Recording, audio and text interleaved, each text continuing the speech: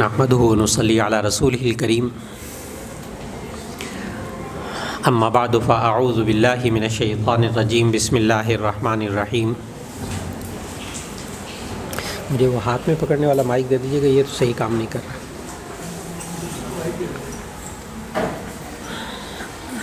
یہ مائک کام نہیں کر رہا، صحیح کام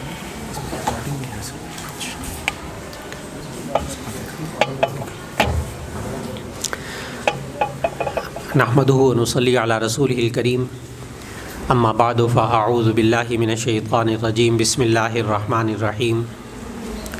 یا ایها الذین آمنوا اتقوا اللہ وقولوا قولا سدیدا یصلح لکم اعمالکم ویغفر لکم ذنوبکم ومن یطع اللہ ورسولہ فقد فاز فوزا عظیما، صدق اللہ العظیم۔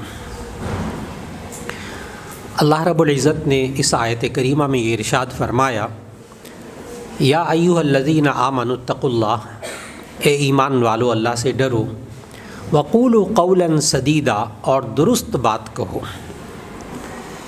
قول سدید، درست بات کہو۔ یہ قول سدید عربی زبان میں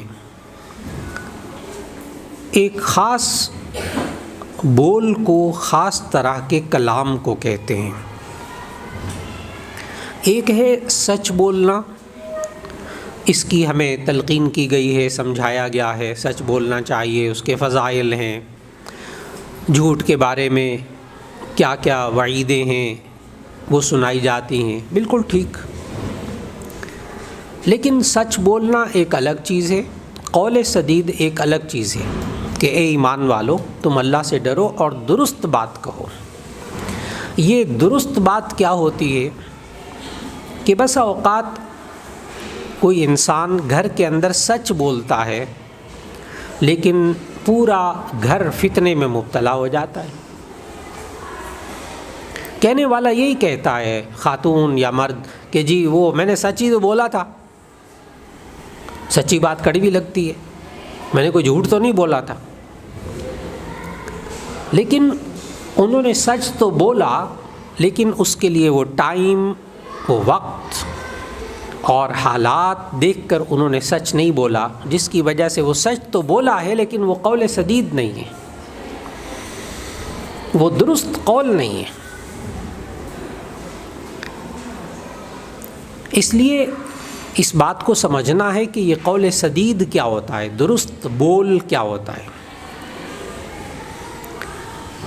مفسرین نے لکھا کہ قول سدید یعنی درست بول، انسان کے منہ سے نکلنے والی باتیں درست کب ہوتی ہیں؟ جب اس کے اندر زبان کا کوئی عیب نہ ہو۔ کوئی زبان کا عیب نہ ہو تو ایسی صورت میں وہ قول سدید کہلاتا ہے۔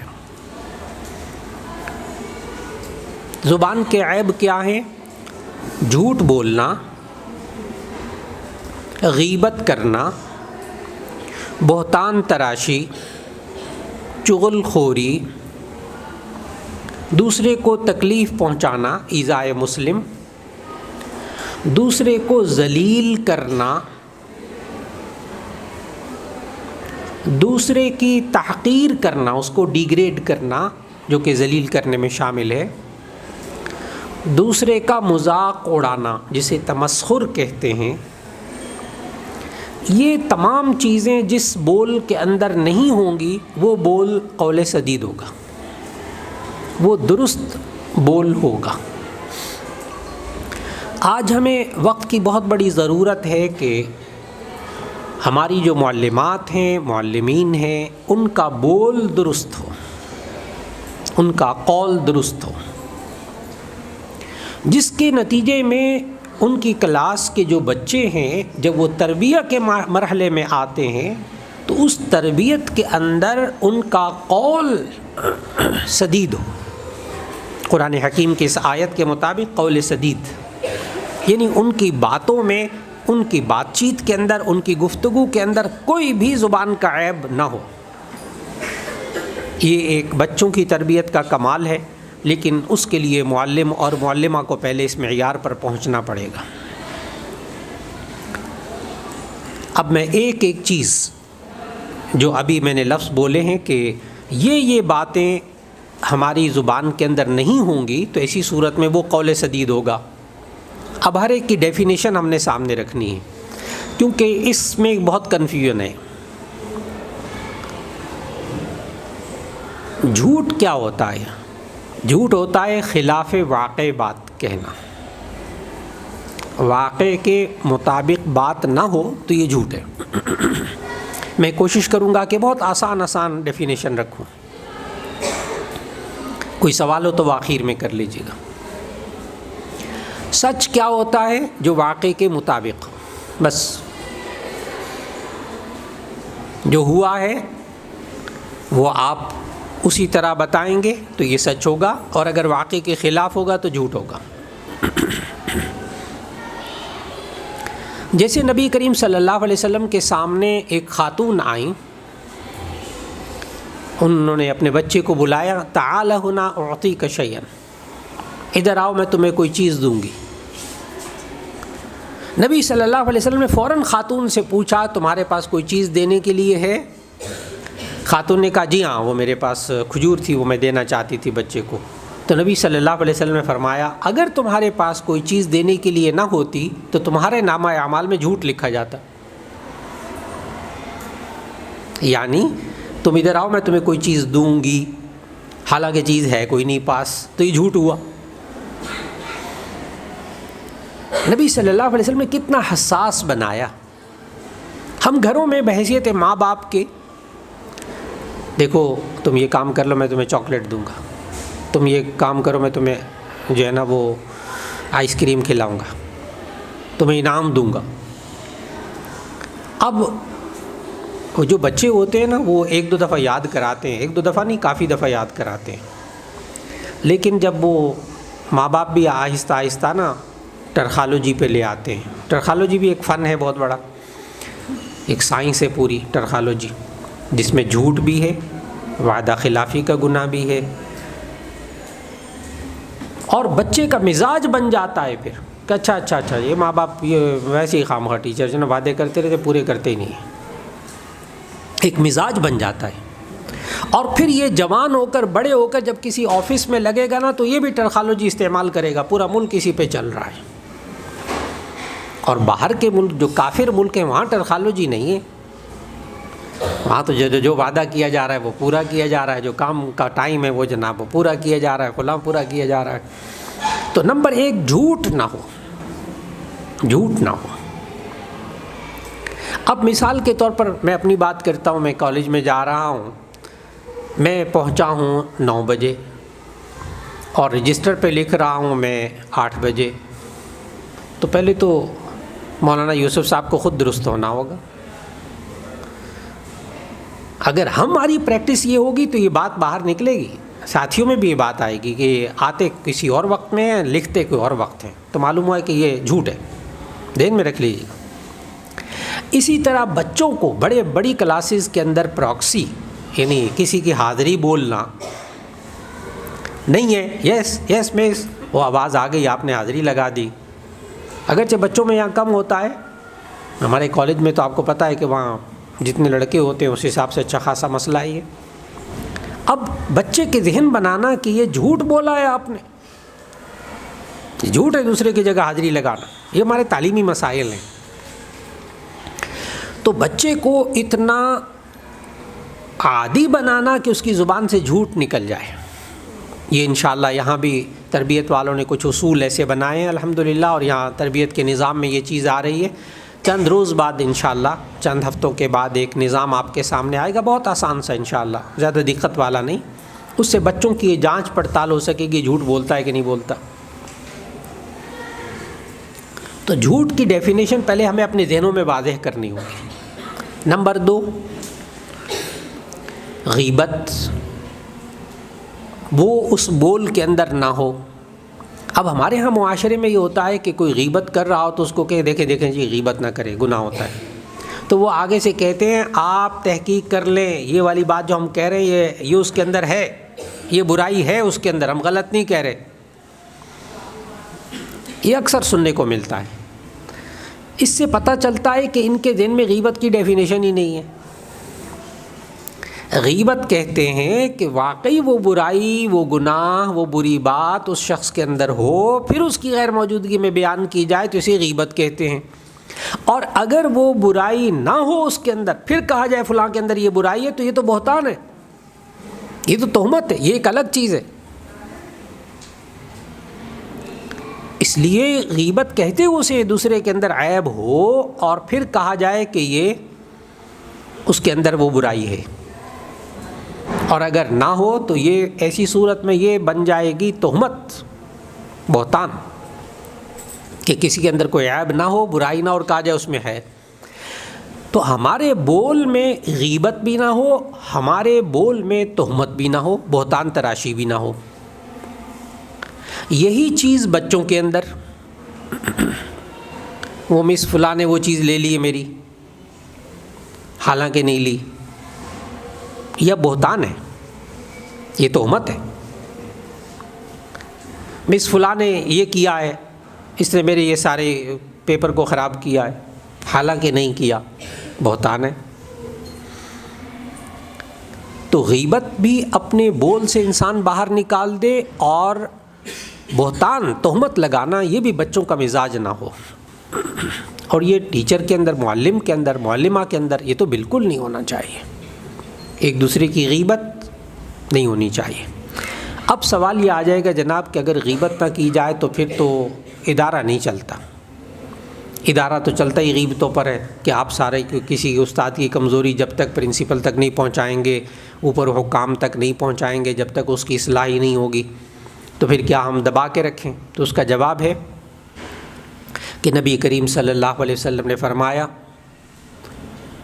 کہ اگر اصلاح کے لیے آپ بات کو آگے پہنچاتے ہیں تو ایسی صورت میں وہ غیبت کے زمرے میں نہیں آئے گی، اور اس کی کوئی پہچان بھی ہوتی ہے، اس کی پہچان بھی ہے اور اس کا طریقہ بھی ہے، اس کو سمجھنا ہوگا آپ نے ضرور۔ اگر بندہ غیبت کے طور پر کوئی بات کسی کو کہے تو اس میں انسان کو مزہ آتا ہے، اگلے کو ذلیل ہوتا دیکھ کر مزہ آتا ہے، اور جب بندہ اصلاح کے لیے بات کہتا ہے تو اس کا لہجہ ہی مختلف ہوتا ہے۔ ایک ٹیچر اگر پرنسپل کو کوئی بات پہنچائے نا، تو پرنسپل ماشاءاللہ بہت سمجھدار ہوتے ہیں، تو وہ فوراً پہچان جاتے ہیں کہ یہ شکایت ہو رہی ہے اصلاح کے لیے یا غیبت ہو رہی ہے، یہ لیگ پولنگ ہو رہی ہے یا اصلاح ہو رہی ہے۔ دونوں میں بہت واضح فرق کر لیتے ہیں پرنسپل، اگرچہ وہ ظاہر کریں یا نہ کریں اس وقت۔ تو اس لیے انسان جو ہے جب بات پہنچائے تو اس انداز سے پہنچائے کہ مقصود اصلاح ہو، چاہے واضح بھی کر دیا جائے کہ میرا جو یہاں بات پہنچانے کا مقصد ہے وہ اصلاح ہے، شکایت کرنا مقصود نہیں ہے صرف، تو بات ہو جاتی ہے۔ ایک نمبر دو، اگر کسی کی شکایت آگے پہنچانی ہو تو بس تھوڑا سا دونوں ہاتھ اٹھا کر اللہ کے حضور یہ دعا کر لی جائے کہ اے اللہ اس کے اندر سے یہ برائی دور کر دے، بس وہ غیبت ختم ہو گئی، اب غیبت نہیں ہوگی۔ غیبت ہمیشہ دوسرے کو ذلیل، حقیر، اس کے عیب کو بیان کر کے مزہ لینے کے لیے کی جاتی ہے۔ جو بندہ اللہ کے سامنے دعا کے لیے ہاتھ اٹھا دے نا دوسرے کے لیے کہ جی اے اللہ اس کے اندر سے یہ عیب نکال دے، یہ دور کر دے، یہ بری بات ہے اس کے اندر، اے اللہ اس کی بچا لے، بس وہ پھر غیبت نہیں رہے گی، وہ اصلاح میں چلی جائے گی، اور اللہ سے چونکہ مانگا ہے تو اللہ اس کی اصلاح بھی کر دے گا انشاءاللہ۔ اس لیے غیبت بھی نہیں ہونی چاہیے معلم اور معلمہ کے اندر، بہتان تراشی کا مزاج بھی نہیں ہونا چاہیے۔ نمبر 3 جو اس میں ساتھ ملتی جلتی چیز آ رہی ہے، غیبت، بہتان، اور اس کے ساتھ ایک اور چیز ہے چغل خوری۔ چغل خوری جو ہے وہ ایک عجیب و غریب چیز ہے، بہت دفعہ اس میں ہم فرق نہیں کر پاتے۔ چغل خوری کہتے ہیں، اصل میں گناہ بھی بہت بڑا ہے چغل خوری، کہ نبی کریم صلی اللہ علیہ وسلم نے فرمایا لا يدخل الجنت نمام، کہ چغل خور جنت میں داخل ہی نہیں ہوگا۔ بہت ٹیڑھا مسئلہ ہے، اور وجہ کیا ہے میں وجہ بھی بتاؤں گا آپ کو کہ یہ جنت میں داخلہ کیوں بند کر دیا گیا، اتنی کو بڑی بات ہے جی۔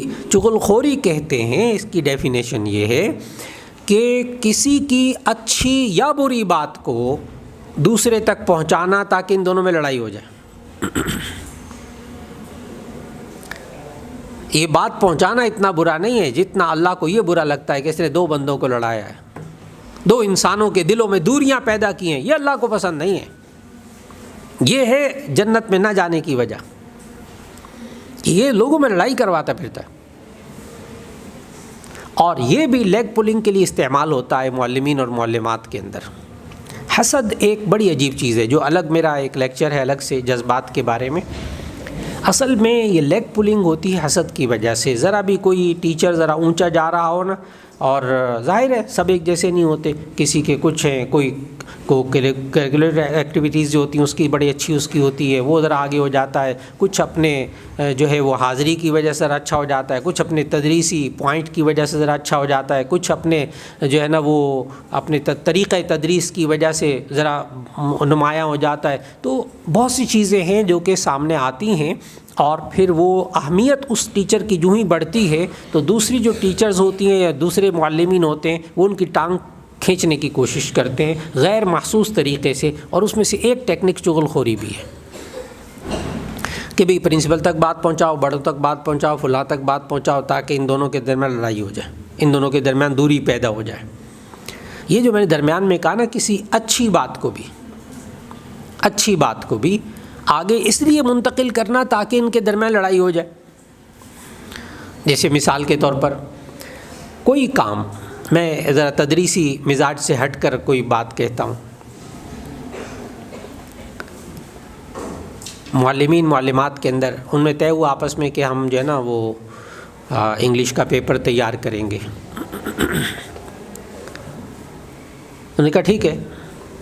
اب ایک ٹیچر کو اس میں سے ٹائم مل گیا تو اس نے جناب وہ پیپر بنا کے جمع بھی کرا دیے. اچھی بات ہے پیپر بنانا، کوئی بری بات تو نہیں ہے. لیکن تیسرا ایک معلم یا معلمہ وہ آگے بات پہنچاتی ہیں، وہ دیکھا اس نے جمع کرا دیا خود ہی بنا کے. ہاں اگر تو یہ ہو نا کہ ہم نے دونوں نے مل کر بنانا ہے، ہم دونوں کی کلاسیں ہیں، کچھ ایسی باتیں پوائنٹس نہ آ جائیں پیپر کے اندر جو میرے بچے نہ کر سکیں، یہ ایک الگ چیز ہے. میں کہہ رہا ہوں ایک پیپر بنانا تھا، بس اس نے بنا کے جمع کرا دیا. اب یہ آگے بات پہنچا رہی ہے کہ جناب وہ یا معلم بات پہنچا رہا ہے. اسی طرح مثال کے طور پر میں ذرا اس سے ہٹ کر بات کروں تاکہ بات واضح ہو جائے. انہوں نے آپس میں طے کیا، دو استادوں نے مل کر کے جی ہم جو نا وہ موسم اب آ رہا ہے تو ہم سوٹ خریدیں گے جا کے. تو نے کہا ٹھیک ہے چلیں گے کسی دن. وہ اس کو موقع ملا ایک استاد کو تو وہ اپنا موسم کے مطابق سوٹ اپنا لے آیا. اب ایک تیسرا جو ہے وہ اس تک بات پہنچاتا ہے آگے، کہتا ہے وہ دیکھا وہ لے آیا اپنا سوٹ. یعنی معنی کیا ہے کہ ان دونوں میں لڑائی ہو جائے. یہ میں نے چھوٹی چھوٹی باتیں بتائی ہیں کہ چغل خوری ایک مزاج ہوتا ہے، بات کو ادھر سے ادھر منتقل کرنا. یہ چغل خوری بھی زبان سے ختم ہونی چاہیے، تب وہ قول سدید ہوگا. اسی طرح تمسخر، مذاق اڑانا. عجیب بات یہ ہے کہ ہمارے معاشرے میں اس کو گناہ نہیں سمجھا جاتا، حالانکہ یہ حرام ہے.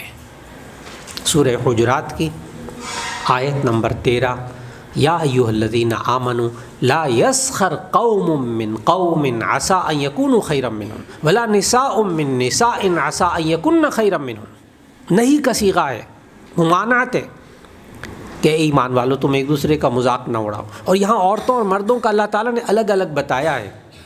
عام طور پر احکام اللہ تعالیٰ مردوں اور عورتوں کے لیے الگ الگ ذکر نہیں فرماتے قرآن مجید میں. چند جگہیں ہیں، ان میں سے ایک جگہ یہ والی بھی ہے. یا ایھا الذین آمنوا لا یسخر قوم من قوم، اے ایمان والو تم میں سے کچھ لوگ دوسرے لوگوں کا مذاق نہ اڑائیں. عسیٰ ان یکونوا، اللہ تعالیٰ سمجھا بھی کیسے رہا ہے، عسیٰ ان یکونوا خیرا منہم، ہو سکتا ہے کہ جن کا تم مذاق اڑا رہے ہو وہ تم سے بہتر ہوں. ولا نساء من نساء، اور عورتیں بھی ایک دوسرے کا مذاق نہ اڑائیں. عسیٰ ان یکن خیرا منہن، ہو سکتا ہے کہ جو جن کا مذاق اڑایا جا رہا ہے وہ مذاق اڑانے والیوں سے بہتر ہو. اب سوال یہ ہے کہ کیا ہم خوش طبعی بھی نہیں کر سکتے، کیا ہنسی مذاق بھی نہیں کر سکتے، کیا اسلام اتنا خشک ہے بس؟ اب یہ والے سوال شروع ہو جاتے ہیں. تو اس کا جواب بھی ہے. اس کا جواب یہ ہے کہ ہم اردو میں اتنا باریک فرق نہیں کر پاتے لیکن میں جب عربی بولوں گا تو اس میں آپ کو فرق نظر آئیں گے جو حدیث کے الفاظ ہیں، قرآن مجید کے الفاظ ہیں۔ ایک ہے اردو میں ہم کہیں گے، ایک ہے مذاق کرنا اور ایک ہے مذاق اڑانا، ان دونوں میں فرق ہے۔ عربی میں اس کے لیے دونوں کے لیے الگ الگ لفظ ہیں، الگ الگ لفظ ہیں۔ تمسخر کہتے ہیں مذاق اڑانا، تمسخر کہتے ہیں مذاق اڑانا، یعنی مذاق اڑانے کی، اب تمسخر کی ڈیفینیشن ذہن میں رکھنی ہوگی، کسی کی کمزوری، کسی کے عیب کو مزہ لینے کے لیے بیان کرنا، اس کو کہتے ہیں تمسخر۔ کسی کے عیب، کسی کی کمزوری، کوئی موٹا ہے اس کے موٹاپے کو لے کر اس کا مذاق اڑانا، کوئی پتلا ہے تو اس کے پتلے ہونے کا مذاق اڑانا، کسی کی ناک لمبی ہے تو اس کے ناک کا مذاق اڑانا، کسی کا کچھ ہے تو اس کا مذاق اڑانا۔ تو یہ تمسخر کسی کی کمزوری، کسی کے عیب، کسی کے ایک ایسا پہلو جو اس بیچارے کا کمزور پہلو ہے اس کو لے کر مزہ لینا، اس کو کہتے ہیں تمسخر۔ اور یہ حرام ہے، ناجائز ہے، کسی بھی صورت جائز نہیں، اس کا کوئی ایک پہلو بھی جائز نہیں۔ اور ایک ہے مزاح کرنا، جس کو ہم کہتے ہیں مذاق کرنا۔ تو مزاح کرنا جائز ہے، لیکن اس کے لیے نبی کریم صلی اللہ علیہ وسلم کی احادیث سے معلوم ہوتا ہے کہ 4 شرطیں بنیادی ہیں، 4 شرطیں بنیادی ہیں۔ نمبر 1، مزاح میں جھوٹ نہ ہو۔ مزاح کو آپ خوش طبعی بھی کہتے ہیں، مزاح کو آپ ہنسنا بھی کہتے ہیں، ہنسنا بولنا بھی کہتے ہیں، خوش مزاجی بھی کہتے ہیں۔ نبی صلی اللہ علیہ وسلم مزاح فرماتے تھے، لیکن اس میں 4 ادب بتائے ہمیں۔ نمبر 1، اس میں جھوٹ نہ ہو، مزاح میں جھوٹ نہ ہو۔ جیسے اپریل فول یا الٹے سیدھے میسیج بھیجنا۔ اپریل فول میں کیا کرتے ہو، تمہارے بھائی کا ایکسیڈنٹ ہو گیا، چلو بعد میں کہتے ہیں مذاق کر رہے ہیں۔ اب تو اخبارات میں آتا ہے نا کہ جی آج 1 اپریل ہے، ذرا محتاط رہیں، آپ سے اپریل فول ہو سکتا ہے۔ تو پھر بسا اوقات اس دن کسی عزیز کا انتقال ہو جاتا ہے، تو وہ جب وہ آتا ہے پیغام تو وہ کہتا ہے میں تو سمجھا تھا کہ یہ فول ہی ہو رہا ہے، دیکھا کتنا بڑا نقصان ہوا۔ تو مزاح میں کہتے ہیں مذاق کر رہے تھے وہ۔ ہاں، یہ ہمارے یہاں بڑی بیماری ہے معاشرے میں۔ اچھا، یہ ہمارے اساتذہ میں بھی، معلمین معلمات میں بھی بڑی بیماری ہے۔ سب کچھ کر کے نا، اگلا جب دیکھا کہ بھی ہاتھ سے بات نکل رہی ہے نا، اب معاملہ ٹیڑھا ہو گیا، تو پتہ کیا کہتے ہیں ہم تو مذاق کر رہے تھے، چلو مٹی پاؤ۔ حالانکہ وہ سارا کچھ کر چکے ہوتے ہیں۔ پکی بات ہے کہ مقصود ذلیل کرنا ہوتا ہے، مقصود عیب بیان کرنا ہوتا ہے، مقصود مذاق اڑانا ہوتا ہے، سب کچھ ہوتا ہے، لیکن آخر میں ایک جملہ ہوتا ہے جسے مٹی پاؤ۔ وہ کیا ہے، ہم تو مذاق کر رہے تھے، ایسی خام آپ نے سیریس لے لیا۔ تو جناب، مذاق کرنے میں اگر جھوٹ شامل ہوگا تو ایسی صورت میں گناہ ہوگا۔ تو مزاح میں جھوٹ بھی نہیں ہونا چاہیے۔ نمبر 2، اس کے اندر دھوکہ نہیں ہونا چاہیے، دھوکہ۔ مزاح کریں لیکن اس میں دھوکہ نہیں ہونا چاہیے۔ نمبر 3، عربی میں اس کے لفظ آیا خیانت، اور نبی صلی اللہ علیہ وسلم نے اسے بہت بڑا گناہ قرار دیا ہے۔ میں حدیث کے الفاظ پڑھوں تو آپ کو اندازہ ہوگا۔ نبی صلی اللہ علیہ وسلم نے فرمایا، کبرت خیانتاً ان تحدث اخاک هو لك به مصدق وانت به کاذب۔ بہت عجیب بات بتا رہا ہوں، یہ ہمارے معاشرے میں عام ہے، آپس میں گھروں کے اندر، معاشرے میں دوست احباب کے اندر عام ہے یہ بیماری۔ نبی صلی اللہ علیہ وسلم نے فرمایا، کبرت خیانتاً، بہت بڑی خیانت ہے، بہت بڑی بددیانتی ہے، ان تحدث اخاک حدیثاً، کہ آپ اپنے بھائی سے کوئی بات بیان کریں، هو لک بہ صادق، وہ آپ کو سچا سمجھ رہا ہے، وانت بہ کاذب، اور آپ کو خود معلوم ہے کہ میں جھوٹ بول رہا ہوں اس سے۔ وہی نا، میں مذاق کر رہا تھا جی، یعنی وہ سمجھ رہا ہے کہ یہ سچ بول رہا ہے، اور یہ اسے کیا کر رہا ہے، جھوٹ بول رہا ہے اور مزے لے رہے، اور بعد میں کہتے ہیں مذاق کر رہے تھے۔ جی نہیں، یہ قول سدید نہیں ہے۔ مزاح ایسا ہونا چاہیے جس میں جھوٹ نہ ہو، جس میں خیانت، دھوکہ نہ ہو۔ نمبر 3، اس میں تحقیر نہ ہو، اگلے کو ذلیل کرنا مقصود نہ ہو۔ مذاق کیا، ایسا مذاق کو بیچارے سارے جو ہے نا سب ساتھیوں کے درمیان بیٹھ کے شرمندہ ہو جائے بندہ. یہ مذاق نہیں، مزاح نہیں ہے، یہ جائز نہیں ہے. مزاح کے ذریعے کسی کو ذلیل نہیں کر سکتے، تحقیر نہیں کرنی. 3 چیزیں ہو گئیں. نمبر 4 ایذاء مسلم، مسلمان کو تکلیف پہنچانا. مزاح سے مخصوص صرف تکلیف پہنچانا یہ نہ ہو، یہ مزاح جائز نہیں ہوگا. لہذا ہم خوش طبعی کریں. اور اب میں چوتھی چیز ذکر کرنے کے بعد ایک 5ویں چیز، وہ بھی حدیث سے معلوم ہوتی ہے کہ حضرت عائشہ رضی اللہ تعالیٰ عنہ فرماتی ہیں کہ نبی صلی اللہ علیہ وسلم نبی صلی اللہ علیہ وسلم جو بات کرتے تھے اس کے اندر لا متفحشا، نبی صلی اللہ علیہ وسلم بے حیائی کی باتیں نہیں کرتے تھے، بے حیائی کی باتیں نہیں کرتے تھے. آج ہمارے معاشرے میں معلمین کے اندر، ہم پروفیسرز بھی جب بیٹھے ہوتے ہیں نا وہاں کالج میں، سچی بات یہ ہے کہ آپس میں لطیفے ہو رہے ہوتے ہیں، اس لطیفے کے اندر فحاشی بے حیائی ہوتی ہے، اس کے بغیر وہ لطیفہ ہی نہیں ہوتا. کہتے یہ بھی کوئی لطیفہ سنا ہے آپ نے؟ یعنی آپ مزاح کر رہے ہیں، اس مزاح کے اندر جب تک بے حیائی نہ ہو تو ہمارے معاشرے کے اندر اس کو لطیفہ ہی نہیں کہتے. یہ کوئی لطیفہ ہے، اس میں ہنسنے کی کون سی بات ہے؟ ہنسنے کی تو تب ہوگی جب اس میں کوئی بے حیائی کی بات ہوگی. تو مزاح کے اندر بے حیائی بھی نہیں ہونی چاہیے. جب یہ ساری چیزیں نہیں ہوں گی تو وہ قول سدید ہوگا. یا ایھا الذین آمنوا اتقوا اللہ وقولوا قولا سدیدا، اے ایمان والو تم اپنے بول کو درست کر لو. پھر ہوگا کیا؟ اب میں آخر میں آیت کا وہ حصہ سنا کر بات کو مکمل کرنے لگا ہوں جی. اگر انسان اپنے بول کو درست کر لے، اپنی زبان کو درست کر لے تو ہوتا کیا ہے؟ خالق کہہ رہا ہے، اللہ کہہ رہا ہے یصلح لکم اعمالکم، یصلح لکم اعمالکم، وہ تمہارے سارے اعمال درست کر دے گا. یصلح لکم اعمالکم، وہ تمہارے سارے اعمال کی اصلاح کر دے گا، درست کر دے گا اگر تم اپنا بول درست کر لو گے. معلوم ہوا اگر بول درست نہ ہو تو کام وہیں سے خراب ہوتا ہے. بول درست نہ ہو تو کام وہیں سے خراب ہوتا ہے. لہٰذا ایک معلم، ایک معلمہ کی زبان پاکیزہ ہونی چاہیے. اس کی زبان کے اندر یہ بول کا عیب نہیں ہونا چاہیے، کوئی ایک بھی نہیں ہونا چاہیے. کمال ہے. اللہ رب العزت ہم سب کو اپنی زبان کے عیوب سے، اپنی زبان کے عیبوں سے، زبان کی برائیوں سے بچا کر اللہ تعالی ہمارے بول کو قول سدید بنا دے. وآخر دعوانا الحمد للہ رب العالمین. اب کوئی سوال ہو صرف اس موضوع سے متعلق تو ضرور کیجیے گا.